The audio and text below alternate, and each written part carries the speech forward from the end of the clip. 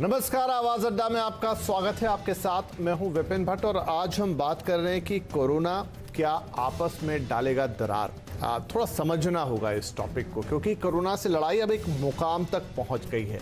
अब तक हम वायरस के साथ घर के अंदर से लड़ाई कर रहे थे, लेकिन अब हम घर के बाहर निकलकर उसके साथ लड़ रहे हैं। देश के कई हिस्सों में अब ग्रीन जोन है, जहां घर से बाहर निकलकर कामकाज करने की इजाजत है। ऑरेंज और रेड जोन में भी नगर निगम की सीमाओं के बाहर और कुछ हद तक शहर के अंदर भी कामकाज में छूट दी गई है। और हमने ये माना है कि हम अपनी जान के साथ अपने जहान की भी सुरक्षा करेंगे, अपनी आर्थिक गतिविधियों को शुरू करेंगे और ये करना शायद जरूरी भी है। ऐसे में दूसरा चैलेंज भी सामने आता है, वो है आपसी बर्ताव का, साइकोलॉजी का, एक सोच का। ये आपसी बर्ताव आम लोगों से लेकर नगर निगम, राज्यों तक जाता है, क्योंकि अलग अलग तरह के नियम हम देख रहे हैं, जिससे ऐसा लगता है कि कहीं बचाव के लिए एक दूसरे से दूरी बनाने में ये जो हम नियम बना रहे हैं, कहीं इससे भेदभाव और इस तरह की दूसरी चीज़ें तो नहीं आ जाती। मतलब इन नियमों में और भेदभाव में एक छोटी सी महीन लाइन है जिसका डिफरेंस है, उस पर आज हम चर्चा करेंगे। ये काफ़ी इंपॉर्टेंट विषय है, क्योंकि जब आप बाहर निकलेंगे, अभी तक आप घर में थे, लेकिन जब आप बाहर निकलेंगे, लोगों से इंटरेक्ट करेंगे, ये भय का माहौल है, ये डर का माहौल है, क्योंकि सबको लगता है कि कहीं मुझे तो ये बीमारी, ये वायरस नहीं पकड़ लेगा, सब सावधानियों के बावजूद भी। तो आज की इस बड़ी चर्चा में हमारे साथ शामिल हो रहे हैं कुछ खास मेहमान। महाराष्ट्र के पूर्व एडीजीपी पीके जैन साहब, रेडिक्स हेल्थ केयर के चेयरमैन डॉक्टर रवि मलिक, मनोचिकित्सक और सिद्धि पावर्ड बाय ह्यूमैनिटी की फाउंडर डॉक्टर मीना महाजन, सामाजिक विश्लेषक और लेट्स टॉक की फाउंडर कंचन राय और इस वरिष्ठ पत्रकार हर्षवर्धन त्रिपाठी। आप सभी का बहुत बहुत स्वागत है। तो सबसे पहले मीना जी, मैं आपसे शुरुआत करता हूं, क्योंकि आप एक साइकोलॉजिस्ट हैं, एक मनोविज्ञान को लोगों के समझती हैं। देखिए, अब हम जब घर से बाहर निकल गए हैं तो हमें सबको पता है कि हमें सोशल डिस्टेंसिंग रखनी है, हमें मास्क पहनना है, हमें अपने हैंड सैनिटाइज करने हैं, हमें चीज़ों का ख्याल रखना है। लेकिन देखिए, हमारे समाज में भिन्न भिन्न प्रकार के लोग हैं, अलग अलग प्रकार के लोग हैं। कुछ में अवेयरनेस के लेवल ज़्यादा हैं, कुछ में कम है, कुछ काफ़ी पढ़े लिखे होकर भी शायद उतना अवेयर फील नहीं करा पाते। और ऐसे में ये होता है कि देखिए, मैं तो पूरा ध्यान रख रहा हूँ, लेकिन मेरे साथ वाला व्यक्ति उतना ध्यान नहीं रख रहा है। इसके कई और वृहद उदाहरण भी देखने को मिलते हैं, जिन पर अभी हम चर्चा करेंगे। लेकिन मैं शुरुआत करना चाहता हूं बिल्कुल दो लोगों के बीच से। तो क्या ऐसे में, हमने कुछ एक किस्से सुने भी हैं जिनका हम यहां वर्णन नहीं कर रहे हैं, जहां किसी ने किसी को कहा कि भाई आप ध्यान रखें, तो लोगों के बीच में थोड़ी सी स्थिति तनावपूर्ण हो गई कि आपने मुझे कैसे कहा। तो क्या अब जब हम बाहर निकल रहे हैं और कोरोना से लड़ाई लड़ रहे हैं, इस तरह की चीजें होना आम रहेगी?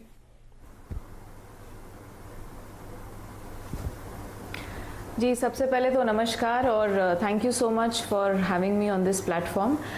जी, आपने बिल्कुल ठीक कहा कि कहीं ना कहीं जब से ये लॉकडाउन हुआ था, और अब आप देखिए शायद 45-46 दिन होने को आए हैं, और ये प्रिटी मच एक्सपेक्टेड था कि जब लॉकडाउन खुलेगा तब की जो स्थिति होगी वो काफ़ी डिस्टर्बिंग रहेगी। क्योंकि क्या हुआ, जब let's look at it from a human stand point, कि जब हम एक लॉकडाउन में थे तब इनिशियली पहला हफ्ता लोगों को बहुत तकलीफ हुई, लोगों को लगा कि ये क्या बात है कि कैसे घर से नहीं निकलना, और फिर धीरे धीरे उसकी एक्सेप्टेंस आ गई। लगा कि चलो दूसरा चरण नहीं होगा, सिर्फ 3 हफ्ते का लॉकडाउन है। लेकिन फिर सेकेंड चरण इसका अनाउंस हुआ, तो लोगों ने सोचा चलो कोई बात नहीं, हमारे it took time to adjust. लेकिन मैं लगातार बोलती रही कि मुझे ज़्यादा टेंशन जो है वो लॉकडाउन खुलने के बाद की है। वो इसलिए बिकॉज लॉकडाउन में भी हमने देखा दैट जब भी कोई क्राइसिस आया है ह्यूमैनिटी पर, जब भी किसी भी तरीके की तकलीफदायक सिचुएशन आई है, तब एक ह्यूमन बीइंग का असली कैरेक्टर, उसका असली नेचर निकल के आता है। जब सिचुएशन अच्छी होती है तब सब लोग बिल्कुल ठीक रहते हैं, लेकिन जब कोई क्राइसिस आता है तो एक असली सिचुएशन, एक हमारा असली नेचर, हमारा असली कैरेक्टर निकल के आता है। और लगातार मैं ये बोलती रही काफ़ी प्लेटफॉर्म्स पे कि इस लॉकडाउन में people are losing their sanity, लोग बहुत परेशान हैं, लोग बहुत डिस्टर्ब्ड हैं। कभी ऐसी सिचुएशन नहीं देखी कि फ्रीडम हमसे ले ली गई। इस पे कई बार चर्चाएं भी हुई कि अब सोचिए जानवर को कैसा फील होता होगा। तो आज प्रकृति ने आपको बिल्कुल लॉक कर दिया और प्रकृति ने आपको ये बता दिया कि प्रकृति आपके बिना बिल्कुल खुश है। तो कैसा एहसास होना चाहिए। और काफ़ी ज़्यादा मैंने भी कोचिंग के जरिए, टॉक्स के जरिए ये समझाने की कोशिश की कि इन दिनों में हमें अपनी मानसिकता को कैसा बनाना है। सबसे पहले सेंस ऑफ रिस्पॉन्सिबिलिटी, जो कि अक्सर पाया जाता है लोगों में नहीं होती। सेंस ऑफ ओनरशिप अक्सर पाया जाता है कि लोगों में नहीं होती। लोग जो पीपल थिंक दैट मेरे साथ सब कुछ सही रहे भले ही बाहर कुछ भी हो रहा हो, ये हमारी काफी टाइम से मानसिकता बन गई थी। आज भी शायद जब लॉकडाउन खुला है तो लोगों को समझ में नहीं आ रहा कि किस तरह रिएक्ट करना है। आप देखिए कि लॉकडाउन जैसे ही खुला वैसे ही 3-3, 4-4 किलोमीटर की लिकर शॉप्स के बाहर लाइन हमें दिखी, लेकिन उसी दिन जो है जवानों के शहीद होने की भी खबर आई। So this is called insensitivity. कहीं ना कहीं मैं बोलूंगी कि लोगों की मानसिकता आज भी सिर्फ एक सेल्फ सेंटर्ड मानसिकता है, और हम अपने आप को सोसाइटी में या ह्यूमैनिटी में we belong to a society, we belong to humanity, we belong to the planet, ये एक वर्च्यू क्रिएट नहीं कर पाते हम। इसलिए आध्यात्मिक कोच होने के नाते मैं हमेशा ये बोलती हूँ that the planet does not need you, you need the planet। ठीक है। जब हम इस तरीके के वर्च्यूज, मीना जी, तो ठीक है, यहाँ पर हमने एक पर्सपेक्टिव रख दिया। अब मैं इस ह्यूमन बिहेवियर के बारे में और बातचीत करूंगा, लेकिन इससे थोड़े दूसरे पर्सपेक्टिव में बात को आगे बढ़ाता हूँ, और वो मैं प्रश्न लेकर जाता हूँ पीके जैन साहब के पास। जैन साहब, अब ये तो बात हो गई आम लोगों के बीच की, एक सामान्य व्यक्ति टू व्यक्ति अगर हम बात करें उनका बिहेवियर कैसा, लेकिन जब हम इसको थोड़ा बड़ा करते हैं, एग्जाम्पल लूँ अगर मैं, क्योंकि आपने मुंबई क्षेत्र को आप अच्छी तरह जानते हैं कि मुंबई के बाहर की जो नगर पालिका है, अब उन्होंने ये आदेश जारी किया, हालांकि कुछ ने वापस भी लिया है कि भाई हमारे यहां से एक बार व्यक्ति अगर मुंबई में गया काम करने के लिए तो हम उसे वापस एंट्री नहीं देंगे। तो ठीक है, आप एक कंटेनमेंट जोन बनाना चाहते हैं कि भाई अगर कोई इन्फेक्टेड है तो मैं उसे अपने यहाँ वापस नहीं लूंगा, लेकिन उसी समय ये बात भी है कि भाई मुंबई जिसमें इतने सारे लोग काम करते हैं, और आप देखिए सारे बड़े हॉस्पिटल्स वहीं पर हैं, सारी बड़ी चीजें वहीं पर है, अगर आपने यहाँ के व्यक्ति को वहां भेज दिया और आपने कह दिया वापस मैं घर नहीं आने दूंगा, सुरक्षा का तो आप ध्यान रख रहे हैं, लेकिन हल्का सा ये फिर ऐसा भी होता है कि थोड़ा सा भेदभाव जैसा भी दिखता है कि आप सुरक्षा के नाम पर ऐसी चीज को रोक रहे हैं कि अब ये नहीं होगा तो काम कैसे चलेगा। क्या व्यक्ति वहां जाके सड़क पर रात बिताएगा, या जहां जा रहा है वहां वाले को इंतजाम करना होगा वो वहां रहे? इस चीज को कैसे समझे? कई राज्यों ने अपनी बॉर्डर भी, मसलन राजस्थान की बात करें, उन्होंने अपनी बॉर्डर को सील किया है कि मेरे यहाँ कोई बाहर से आदमी नहीं आ सकता। एक तरह से ठीक दिखता है, लेकिन दूसरी तरफ से लगता है कि फिर काम कैसे चलेगा। देखिए, बहुत ही अनफॉर्चुनेट केसेस हैं ये, जिसमें ये नी जर्क रिएक्शंस हैं और बिना कुछ भी सोचे समझे इस तरह के आदेश दिए जाते हैं, फिर उनको वापस लिया जाता है, बाद में मॉडिफाई किया जाता है। प्रॉब्लम ऐसी है, लोग समझने की कोशिश नहीं करते कि मुंबई जो है वो एक बहुत बड़ा सेंटर है जहाँ पे सबर्ब से बहुत लोग आते हैं। अब वो लोग यहाँ पे आके काम करते हैं, वो मुंबई तो अफोर्ड कर नहीं पाते।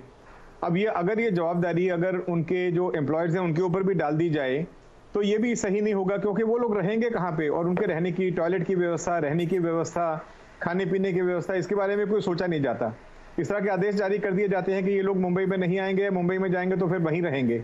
अब इसका कोई प्रैक्टिकल समाधान निकालना जरूरी है। ये चीज़ सबको समझ लेनी चाहिए कि कोरोना वायरस कोई आजकल में या 1-2 हफ्ते में जाने वाला नहीं है। ये लंबे समय की लड़ाई है और बहुत सारे लोग इससे संक्रमित होंगे। आप देख लीजिए, मुंबई में कहीं MMRDA ग्राउंड में 5,000 बेड की व्यवस्था की जा रही है, कहीं पे रेस कोर्स में 300 बेड की व्यवस्था की जा रही है। इसका मतलब प्रशासन अपने आप को तैयार कर रहा है कि जब भी लॉकडाउन ओपन होगा, बहुत सारे लोग जब संक्रमित होंगे तो उनको कैसे डील किया जाएगा। पूरे हॉस्पिटल जो ऑलरेडी आइडेंटिफाई किए थे वो भर गए हैं। प्राइवेट डॉक्टर्स को कॉल ऑन किया है ड्यूटी पे आने के लिए, उनको रिक्वेस्ट की गई है। तो इसलिए सरकार को भी ये समझ में आ रहा है, या जितने भी समझदार लोग हैं सरकार में, उनको ये समझ में आ रहा है कि ये लड़ाई लंबी लड़ाई है और कोई जल्दी इसका कोई निदान भी नहीं है, कोई जब तक इसका इलाज नहीं आ जाता।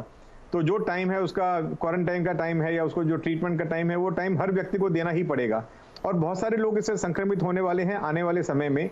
इसलिए सभी व्यक्तियों के लिए बहुत ज़रूरी है, इंडिविजुअल्स के लिए, कि वो सावधानी बरतें जहाँ तक पॉसिबल है। हमारे में कोई इस तरह की हाइजीन की या इस तरह की कल्चर पहले नहीं थी। मास्क लगाना, हैंड ग्लव पहनना, सोशल डिस्टेंसिंग मेंटेन करना। आप देख लीजिए, जब भी लोगों को मौका मिलता है वो लोग निकलते हैं बाहर और इन चीज़ों का बिल्कुल ध्यान नहीं रखते। अभी आप दारू की दुकान के ऊपर लाइन लगी, सब्जी वालों के यहाँ लाइन लगी। अभी चेन्नई में 1300 लोग अफेक्ट हो गए एक ही जगह पे, एक ही सब्जी मंडी से। तो हमारे यहाँ लोगों को जब तक ये समझ में नहीं आएगा कि ये बहुत खतरनाक चीज़ है, अपने आप को बचा के रखना चाहिए, तो ये केसेस बढ़ते जाएंगे। और अभी तो शुरुआत है, अभी तो हम लोग जो कर्व है हमारी, हम लोग क्लेम कर रहे हैं कि हमारी कर्व लेवल होती जा रही है, लेकिन कर्व कोई लेवल हो नहीं रही। केसेस बढ़ते जा रहे हैं, सैकड़ों के हिसाब से हर रोज केसेस हर स्टेट में दिखाई दे रहे हैं। तो मेरा ऐसा बोलना है कि ये सारी चीजें जो हैं, जब भी हम कोई पॉलिसी बनाते हैं तो उसके इम्पैक्ट क्या है, उसको इम्प्लीमेंट कैसे करना है। अभी जितने भी माइग्रेंट लेबरर्स थे उनको सबको बाहर भेजने का निर्णय लिया गया। अब उसके लिए प्रोसीजर मैं आपको बता देता हूं कि पहले वो डॉक्टर से सर्टिफिकेट लें कि उनमें कोरोना के कोई लक्षण नहीं है, फिर वो पुलिस स्टेशन में जाएं, वहां से एनओसी लें, फिर बाद में वो डीसीपी जोन के जो हैं वो उनको एनओसी इशू करते हैं या ट्रैवल पास इशू करते हैं। अब एक गरीब मजदूर जिसको बेचारे को तरीका मालूम नहीं, जिसको कहाँ मालूम नहीं कि मुझे अप्लाई कहाँ करना है, ऑनलाइन कैसे अप्लाई करते हैं, अब उनसे हम ये सारी चीजें अपेक्षा रखें कि वो ये काम करेंगे, तो बहुत मुश्किल है उन लोगों के लिए जीना और ये सारी चीजें प्राप्त करना।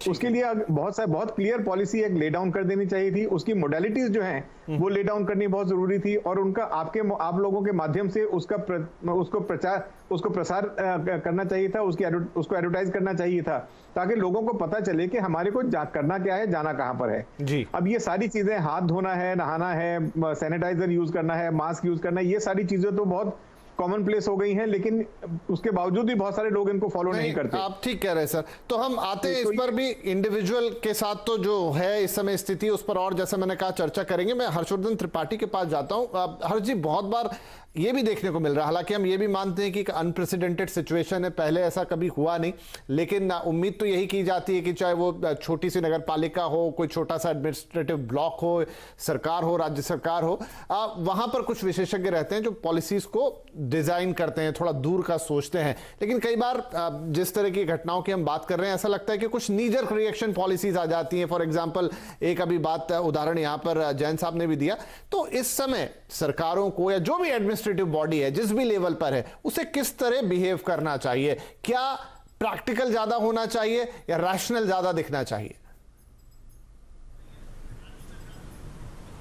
देखिए, सबसे पहले तो विपिन जी, आप लोगों ने इतना बढ़िया मुद्दा चुना है, और मुझे लगता है कि इसमें शायद लोगों को ये लग रहा हो कि इस मुद्दे पर दूसरी बातें इतनी बड़ी है, इसको करने की क्या जरूरत है। लेकिन ये मुद्दा बहुत महत्वपूर्ण है, और मैं उसको इस तरह से बताऊं कि जैसे अभी मैं नोएडा में बैठा हुआ हूं, यहाँ के जिलाधिकारी ने निर्देश जारी कर दिए, और हर तरह के निर्देश हैं जिसमें सब तरह के कामों को लगभग इजाजत दे दी गई है। अब आपको कोई मंजूरी लेने की जरूरत नहीं है, अलग से पास लेने की जरूरत नहीं है।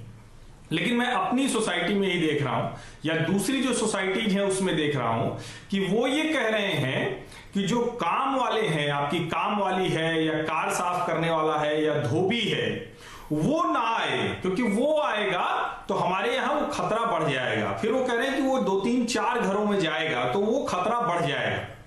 आपने जो मूल बात कही, जो इस पूरे शो का मुख्य मुद्दा है कि क्या लोगों के बीच में विभाजन बढ़ रहा है, तो इसका जवाब निश्चित तौर पर, क्योंकि लोग अपनी जान को लेकर बहुत परेशान हैं, बहुत चिंतित हैं, उनको लग रहा है कि हमको लग सकता है। लेकिन अगर ये उनको समझ में आ जाए कि इस बीमारी का जो असली संकट है, वो संकट ये है कि आपको खुद का हाइजीन ठीक रखना है, और उसके साथ दूसरा जो खराब हाइजीन की स्थिति में उसको ना आए। और मैं जैन साहब की बात से बिल्कुल असहमत हूं। भारतीयों की आदत में था, हम हाइजीनिक लोग हैं, हमारे घर में स्लीपर पहन के, चप्पल पहन के कोई नहीं घूमता था। ये नए भारत की जो इंडिया बना उसकी मुश्किल है। हमारे किचन में आज भी, हम नोएडा में रहते हैं लेकिन हम जब प्रयागराज जाते हैं तो हम किचन में तो सवाल ही नहीं उठता कि कभी चप्पल पहन के उधर से घूमते हुए भी चले जाएं, किसी भी समय। इवन जो मोजा हम पहनते हैं, सॉक्स जो पहनते हैं, वो भी पहन के नहीं जा सकते। हम घर के बाहर हाथ पांव धुल के, बाहर जो नल लगा होता था उस पर धुल के तो अंदर जाते हैं। जूते चप्पल हमारे घर के अंदर नहीं होते। अब शुरू एक आए, फ्लैट में आए। हमें लगता है कि जब हम इस तरह के विभाजन की बात कर रहे हैं तो हम अपने अभ्यास की, जो हमारा बिहेवियरल प्रैक्टिसेज है, रोज की जो आदत है, उसको हम सुधारने की तरफ बढ़ेंगे क्या। और एक चीज मैं कहूंगा, जैसे आपने कहा कि मुंबई के कुछ सबर्ब हैं, उन्होंने मना कर दिया कि आप मुंबई जाएंगे लौट के नहीं आएंगे। अब सवाल यह है कि जो विदेश से लौट कर आए थे वो कौन लोग थे। और मुझे लगता है कि इस इसमें न तो क्लास डिवीजन आप कर सकते हैं, ना मास डिवीजन कर सकते हैं। ये बहुत कैटेगरिकली बताने की जरूरत है कि ये किसी को हो सकता है, लेकिन किसी के रोकने से नहीं रुकेगा। ऐसा नहीं हो सकता कि किसी को आप रोक देंगे एक इलाके में, एक मोहल्ले में, एक किसी वर्ग को नहीं आने देंगे या किसी वर्ग को नकार देंगे, उससे नहीं होने वाला है। मैं जिसको बार बार कह रहा हूं कि अब ये आपको you have to deal with it, you have to live with it. इसके साथ रहने के लिए आपको ये करना होगा कि जिस तरह के स्टैंडर्ड ऑपरेटिंग प्रोसीजर हैं उसको हमें लागू करना है। लेकिन हम किसी जगह पर कोई एक कहें कि वहां कुछ लोगों को हो गया, उसके आधार पर हम पूरी सोसाइटी का बायकॉट कर दें, एक मोहल्ले में हो गया उस मोहल्ले में आना जाना बंद कर दें। आपको प्रोसीजर करना पड़ेगा, कंटेनमेंट जोन को निश्चित तौर पर आपको धीरे धीरे कम करना पड़ेगा, लेकिन इस तरफ जाने से हमें बचना चाहिए। और ये बहुत साफ साफ समझना होगा कि आपकी काम वाली या आपका कार क्लीनर या आपका धोबी या कोई भी जो आपके यहां आने वाला है वो जरूरी नहीं कि लेकर आए, हो सकता है कि आप भी लेकर जा रहे हैं, क्योंकि ये हमारे यहां कोई भारत की बीमारी नहीं है, विदेश से आई थी, जो विदेश में रहने वाले, जो हवाई जहाज मोड़ने वाले लोग थे। मुझे लगता है ये भी एक बहुत बड़ा साफ सा डिवीजन है जिसको लोगों को समझ में आना चाहिए। विभाजन बढ़ रहा है, लेकिन अगर लोगों को ये समझ में आएगा तो शायद वो इससे बचेंगे। जी डॉक्टर मलिक, और ये विभाजन की जो शुरुआती दरारें हैं वो तो हमें तब से ही नजर आ गई थी जब स्वास्थ्य कर्मियों के साथ लोगों का बिहेवियर बहुत गलत था, यहां तक कि देश के प्रधानमंत्री को भी उस पर चिंता जतानी पड़ी थी कि ये गलत है और इस तरह से कोई करेगा तो फिर एक्शन लिया जाएगा। तो मेडिकल फर्टर्निटी में मुझे लग रहा है फिर उसके बाद लोगों ने थोड़ा बहुत समझा, लेकिन अभी भी उस तरह की चिंताएं या बातें गई नहीं है पूरी तरीके से। जहां अगर कोई हॉस्पिटल में काम कर रहा है, भले वो डॉक्टर है, नर्स है, वार्ड बॉय है, तो लोग उसके साथ एक अलग तरीके का व्यवहार कर रहे हैं। देखिए, कुछ ना कुछ तो रोकथाम आई है। ये बड़ा सख्त कानून जो सरकार लाई है, जिसके हिसाब से कि 7 साल तक की कैद हो सकती है और उसके बाद में काफी ज्यादा जुर्माना भी हो सकता है। तो लोगों को कुछ थोड़ी सी समझ तो आई है, क्योंकि ये जब कानून आ गया है तो फिर उसके बाद में लोगों को थोड़ी समझ आई है। लेकिन उसके बाद भी कुछ स्ट्रे इंसिडेंट्स इधर उधर हुए या वायलेंस के, लेकिन मुझे लगता है कि जिस तरह से लोगों के अंदर इस चीज की जागृति बढ़ेगी कि यही लोग हैं जो हमारे को इस बीमारी से इजाद दिलाएंगे, तो एक तो वो भी समझ आएगी। दूसरा, सख्त कानून जब होगा और उसकी जब इंप्लीमेंटेशन होगी, और मेरे ख्याल से कई जगह पर इंप्लीमेंटेशन हुई भी है इस कानून की, तो उससे भी लोगों को थोड़ी सी समझ आएगी कि देखिए ये कोरोना वॉरियर्स हैं, ये हमारी सेफ्टी के लिए हैं, तो इनके ऊपर किसी भी तरह का वॉर नहीं करना चाहिए। मैं आपको ये बताना चाहूंगा, जहां तक लॉकडाउन का तल्लक है ना, हमारे देश ने लॉकडाउन का काफी फायदा उठाया है और हमें आगे भी इस लॉकडाउन का फायदा उठाना चाहिए, चाहे वो इंटरनल लॉकडाउन हो या ओपन लॉकडाउन हो। मैं एक और टर्म यूज कर रहा हूं जिसको ओपन लॉकडाउन कहते हैं, कि ठीक है सरकार ने लॉकडाउन खोल दिया, लेकिन आप बाहर भी जा रहे हैं, मैदान में जा रहे हैं, खुले में, हर जगह पे आप ये सोचिए कि 1 मीटर तक किसी व्यक्ति को अपने घेरिए में नहीं आने देना।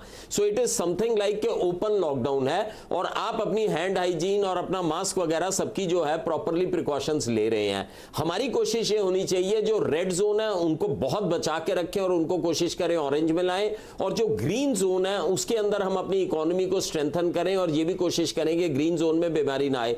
तो अब जो स्ट्रेटजी है वो बिल्कुल टारगेटेड होनी चाहिए, रेड के लिए अलग, ऑरेंज के लिए अलग, ग्रीन के लिए अलग। पहले तो एक समान सी हमारी वो थी स्ट्रेटजी सारे हिंदुस्तानियों के लिए कि एकदम से लॉकडाउन हो जाएगा, लेकिन अब ग्रेडेड वे में जाना जो है ये बहुत एक इंपॉर्टेंट चीज है। सबसे इंपॉर्टेंट चीज है पर्सनल प्रोटेक्शंस लेनी लोगों को बहुत बहुत आवश्यक है।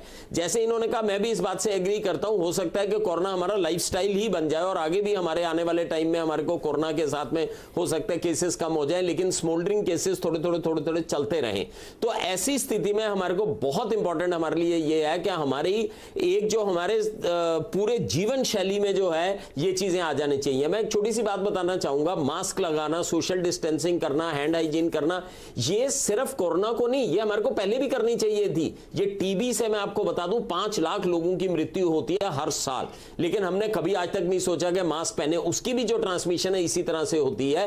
तो तमाम तरह की रेस्पिरेटरी बीमारियों के ऊपर भी हम कंट्रोल पा जाएंगे अगर हम इस चीज को करेंगे। और मैं सोचता हूं एक नए युग की शुरुआत हो रही है कोरोना के साथ में, जिसमें टेक्नोलॉजी का ज्यादा यूज हो रहा है, वेबिनार्स ज्यादा हो रहे हैं, लोग फेस टू फेस मीटिंग की जगह जो है वो टेक्नोलॉजी से मीटिंग करना बहुत आवश्यक समझते हैं, जिससे कि आप देखिए कि इलनेस लोड भी जो है वो काफी कम हो गया है। अगर इंटरनेशनल सिनेरियो में देखें तो भी भारत जो है आज की तारीख में काफी बचा हुआ है, जबकि कुछ केसेस हो रहे हैं। मैं आपको बता दूं, जो भी केसेस बढ़ रहे हैं ये आज नहीं बढ़ रहे हैं, ये पिछले 10 दिन का आंकड़ा दर्शा रहे हैं, क्योंकि इस बीमारी का इंक्यूबेशन पीरियड ही 2 से 14 दिन है।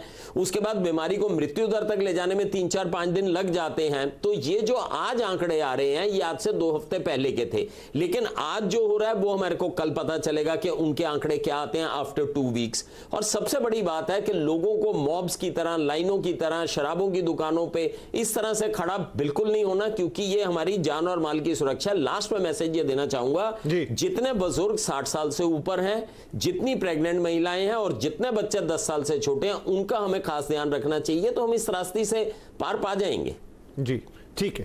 तो कंचन जी, अब एक बड़ा सवाल लेकर मैं आपके पास आता हूं, क्योंकि आप समाज का अध्ययन करती हैं, किस तरीके से एक समाज चलता है उसको अच्छी तरह जानती हैं। तो क्या एक देश के रूप में, एक समाज के रूप में हमारे लिए जो हम बातें कर रहे हैं, जिस तरह का डिसिप्लिन मेंटेन करने का, कहने को छोटी सी बात लगती है कि 6 फीट का डिस्टेंस मेंटेन करना है, मास्क पहनना है, हैंड हाइजीन रखना है, लेकिन एक देश जहां पर अभी तक ट्रैफिक सेंस भी पूरी तरह डेवलप नहीं हुआ है, जहां लाल लाइट पे रुकना आज भी अच्छे से अच्छे व्यक्ति के लिए एक मजबूरी है, क्या हम उस क्रिटिकल लेवल के डिसिप्लिन की उम्मीद कर सकते हैं? क्या आपको लगता है कि हमारी सोसाइटी में अभी तक तो लॉकडाउन का पीरियड था, समझिए पिकनिक का पीरियड था, घर में सब थे, डिशेस बन रही थी, जोक्स हो रहे थे, गाने गाए जा रहे थे, लेकिन अब जब बाहर निकलना है और असली चुनौती है, तो क्या हमारा समाज उस चुनौती के लिए तैयार है? हमारे मानसिक लेवल उतने ऊंचे हैं? देखिए, इसमें सबसे पहले तो ये कहना चाहूँगी कि ये कोई भी चीज़ है, लाइक ये जो फैक्टर है अभी, इस पे फियर फैक्टर सबसे ज़्यादा काम कर रहा है। अब तक हम लोगों ने जो भी इंफॉर्मेशन दी है या जो भी हम लोगों ने हमारी तरफ से जो भी आउटपुट गया है, वो एक तरीके से डराने वाला ही रहा है। उसमें लोग डरे ज़्यादा हैं, समझे कम हैं।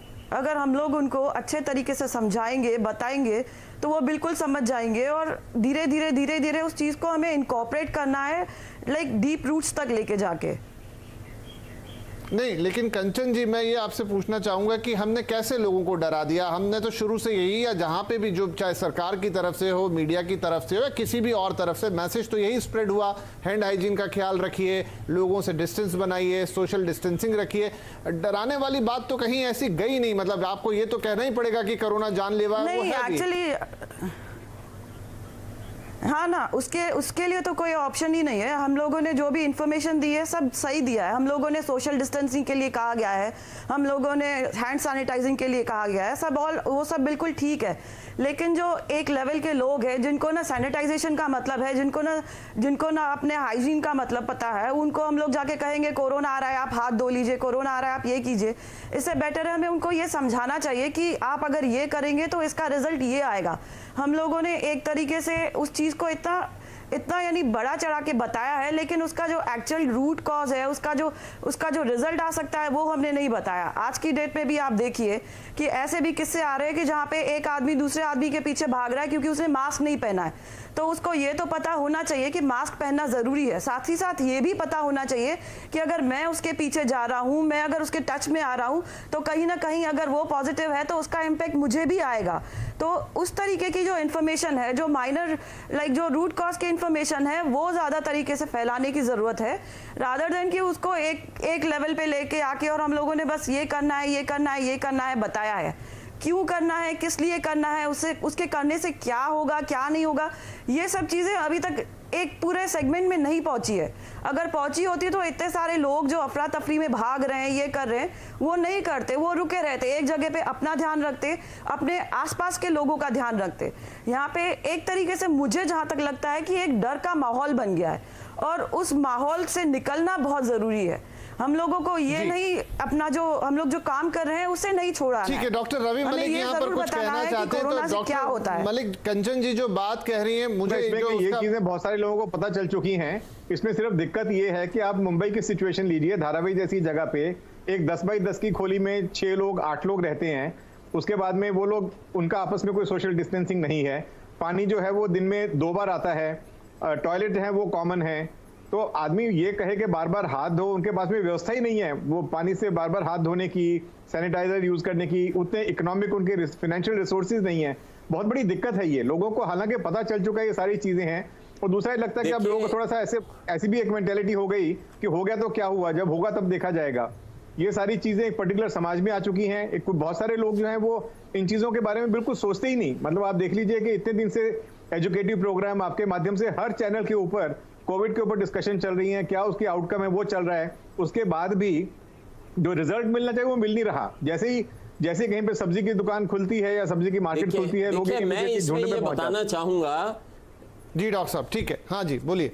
देखिए, मैं इसमें बताना चाहूंगा कि हमारे देश की कोविड के ऊपर अगर हम देखें, इंटरनेशनल सिनेरियो में देखें तो काफी विजय है। अगर आप उस वे से देखा जाए तो आज भी अगर हमारे देश में 1750 लोगों की मृत्यु हुई है, मृत्यु तो एक भी नहीं होनी चाहिए, बड़ी दुखद बात है, लेकिन हुई है। लेकिन अगर हम कंपेयर करें इतनी स्ट्रांग इकोनॉमीज अमेरिका से, इतने तो उनके एक दिन में उनके वहां पे मृत्यु हो रही है। मैं ये बताना चाहूंगा, हमारे देश के बच्चे को आज पता है, 5वीं जमात में भी जो बच्चा पढ़ता है उसको अपना गणित नहीं आता होगा, लेकिन उसे यह मालूम है कोरोना है क्या, उसको इतना तक पता है ये आरएनए वायरस है, ये इस तरह से इसका बचाव होता है, और अगर हम हैंड हाइजीन रखेंगे तो क्या फायदा होगा, अगर हम रेस्पिरेटरी डिस्टेंस रखेंगे तो क्या फायदा होगा, इस बीमारी के लक्षण क्या हैं और इस बीमारी से बचाव क्या।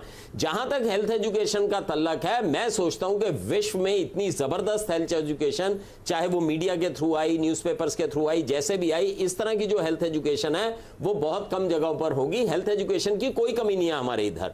दूसरी चीज डर की बात है। देखिए, जो कोरोना की मृत्यु दर 3% है तो वो 3% ही रहेगी, और अगर थोड़ा सा लोगों को डर रहता है, भय का माहौल नहीं होना चाहिए, एकदम से ऐसा माहौल नहीं होना चाहिए कि पैनिक हो गया, लेकिन अगर थोड़ा सा डर रहता है तो उससे भी लोग जो है प्रिकॉशंस अच्छी लेंगे। आप ये देखिए कि आप कह रही हैं कि डर का माहौल है इसलिए लोग बड़े ज्यादा डर गए हैं, लेकिन आप बाहर निकल के देखिए ना, कहां पे डर का माहौल कई जगह पर आपको नहीं नजर आता। लॉकडाउन में भी निकल के देखते थे।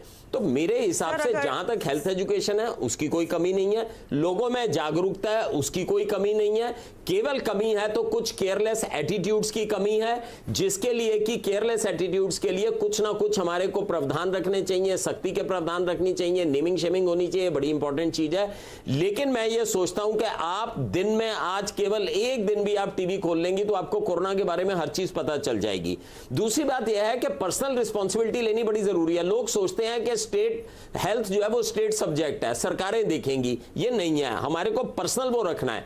जहां तक रिसोर्सेज का तल्लक है, मैं इनसे बिल्कुल एग्री करता हूं कि धारवी में जाएं तो वहां पे हाथ धोने को भी नहीं है, वो नहीं है। लेकिन मैं आपको एक चीज बताऊं कि कोरोना की प्रिवेंशन के लिए थोड़ी सी हेल्थ एजुकेशन चाहिए, बहुत लंबी चौड़ी रिसोर्सेज नहीं चाहिए।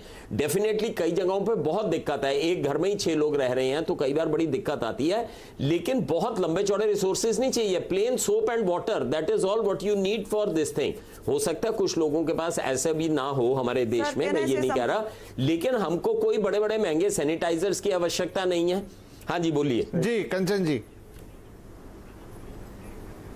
सर एक्चुअली आप जो बात कह रहे हैं वो बिल्कुल बात सही है। हम लोगों को पता है कि इसमें ज़्यादा महंगी चीज़ों की ज़रूरत नहीं है, हमें सैनिटाइज़र की इतनी ज़रूरत नहीं है, एक सोप और पानी से भी काम हो जाता है। लेकिन मेरे कहने का मतलब ये है कि हम लोगों ने ये मैसेज कितना स्प्रेड किया है। हम लोग बात करते हैं हमें सब्जियां लेके आनी है, उसको धोना है, हमको ये करना है, हमको वो करना है। क्या हम लोगों ने कभी वो उसका एक घरेलू या फिर एक ऐसा कोई ऑप्शन बताया है जिसको कोई भी इंसान यूज़ कर सकता है, जिसके घर में आरओ का पानी ना हो, वो सिर्फ पानी में नमक डाल के उसमें सब्जियां डुबो के रख ले? ये नॉलेज हम लोगों ने कितने लोगों तक शेयर किया है? जहाँ तक आप बात कर रहे हैं कि टीवी पे आने से और आपको टीवी खोलने से सब चीज़ें पता चल जाती है, जहाँ पे एक घर में 6 लोग रहते हैं उस घर में टीवी कहाँ से होगा? मेरे कहने का मतलब ये है सर कि जब हम लोग एक चीज़ को अगर स्प्रेड कर रहे हैं, अगर हम लोग उसको पूरी तरीके से स्प्रेड करेंगे कि उसका रूट क्या है और उसका इलाज क्या है, उसका तरीका क्या है, और ऐसा तरीका बताएं जिसको कोई नॉर्मल इंसान भी यूज़ कर सकता है, तभी ही जाके जो पैनिकिंग सिचुएशन अभी हो रही है, जो लोग घबरा घबरा के एक दूसरे को मारने आ रहे हैं, या फिर बॉर्डर सील हो रहे हैं, या फिर किसी को अपने लाइन में, या फिर हम लोग किसी को अपनी सोसाइटी में नहीं आने दे रहे हैं, वो सब कंट्रोल किया जा सकता है। मेरे कहने का वो मतलब है। मैं ये क्वेश्चन नहीं कर रही हूँ कि हम लोगों ने उसको गलत तरीके से प्रोजेक्ट किया है या क्या किया है। ठीक है, तो हम इस चीज पे आते हैं। आपका कहने का मतलब कंचन ये है कि शायद जो बॉटम ऑफ द पिरामिड है वहां तक चीजें उस तरीके के मैसेज से नहीं गई। आज मैं अगर धारावी का एग्जांपल दूं तो आप चाह रही हैं कि धारावी में कोई एक ऐसा बड़ा पोस्टर लगा दिया जाए या एक माइक अनाउंसमेंट करा दिया जाए, वैसे वो चीजें भी हो रही हैं, इस पर हम लौट कर आते हैं। लेकिन एक इंपॉर्टेंट क्वेश्चन हर्ष जी, ये कि कल हमने उदाहरण देखा, जहां तक चीजों को लागू करवाने की बात है, कि अहमदाबाद जैसे शहर में सीआरपीएफ को बुलाना पड़ा और वहां पर वापस से रीइंपोज करना पड़ा कि सारी दुकानें बंद कर दी जाएंगी, सिर्फ मेडिकल और मिल्क की दुकान खुली रहेगी और सीआरपीएफ ध्यान रखेगी कि कोई कर्फ्यू ना तोड़े। तो क्या सख्ती इसका एक उपाय है कि आपको सख्ती करनी पड़ेगी, आपको नियमों को सख्त करना पड़ेगा, आपको सीआरपीएफ, पुलिस, सेना जिसकी भी मदद है वो लेकर आप चीजों को इंपोज कराना पड़ेगा? देखिए, सख्ती इसका सबसे सामान्य उपाय नहीं है। बहुत एक्स्ट्रा ऑर्डिनरी सिचुएशन होगी तो सख्ती करनी पड़ेगी।